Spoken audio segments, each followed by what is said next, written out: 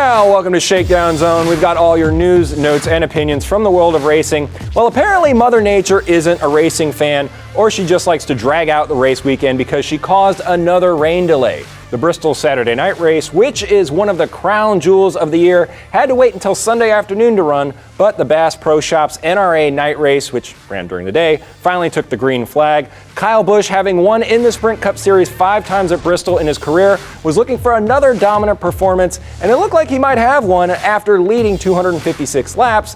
Busch's number 18 Toyota was smacked pretty good on lap 375 by the 46 of Justin Allgaier, though. Busch had complained to his team for a number of laps about a broken shock. The car finally let loose and his day was done. He definitely wasn't happy with the 39th place finish. And it wouldn't be a great day for the other Busch brother either. Kurt was battling for the lead just after the lap 372 restart when his number 41 Chevy got loose out of turn 2 and collected Brad Keselowski in the 2 car. That sent the front runner scrambling and involved a bunch of drivers, including Austin Dillon, Chase Elliott, and Jimmy Johnson. This would end up being Busch's first DNF of the season.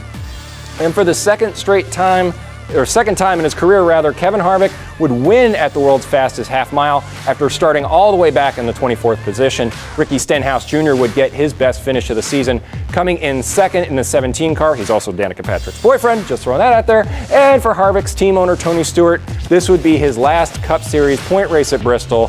So Kevin Harvick wanted to make sure the boss man got a little extra attention on his last trip to the last great Coliseum. Let's hear from the winner on getting smoked to do the burnout dance with him. So that was pretty neat to be able to win a race and convince him to actually come out on the front straightaway and do a burnout.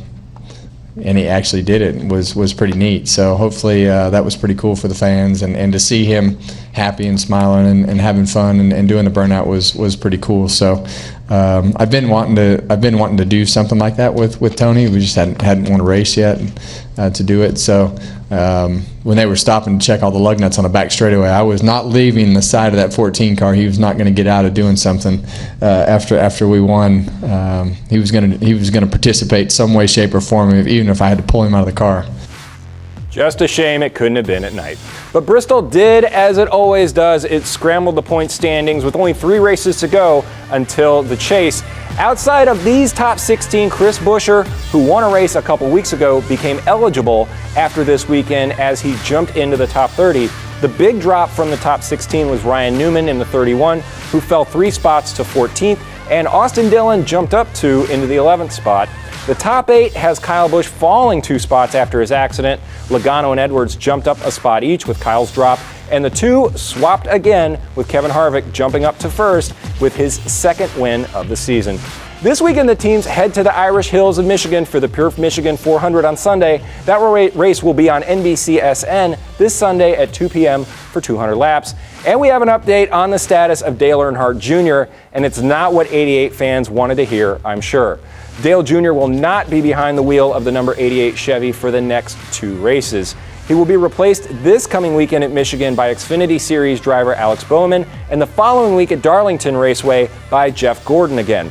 Earnhardt has been sidelined by concussion-like symptoms for the last 5 Cup races. Team owner Rick Hendrick said that Dale is following what the doctors are telling him, and he's doing exactly what he needs to do. He will be reevaluated in 2 weeks. Really hoping we get to see Junior back in a car this season. That's going to do it for Shakedown Zone this week. We will see you next week with all the news and notes from the world of racing. Take care.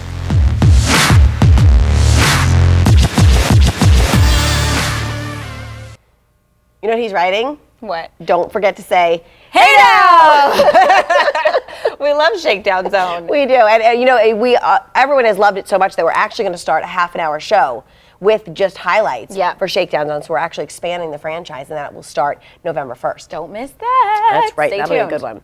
Now, NASCAR, if you're going to watch this weekend, it's going to be in Michigan, and that's a good thing because here in Florida we are all eyes to the sky, watching this tropical wave that is moving across the Atlantic Ocean. Very disorganized right now, but it does over the next couple of days have the potential to develop and possibly become a tropical storm. What we are going to see, and what they're going to see over Cuba and Hispaniola right now, is some torrential rains. So we could get a couple of inches of rain, also some gusty winds. But again, it's getting closer to land, and it does have the potential for some development. So we're going to continue to track that for you. Yeah, we definitely will keep you guys updated. We've got more coming up on Studio D, though. It's silly news time when we come back with the guy that tried to do the most to impress his date and got stuck for 4 hours in the most unlikely place. And later, don't forget the 99-cent store. It's actually a bargain store with a familiar face behind it. Something similar. We'll be back on Studio D. Something.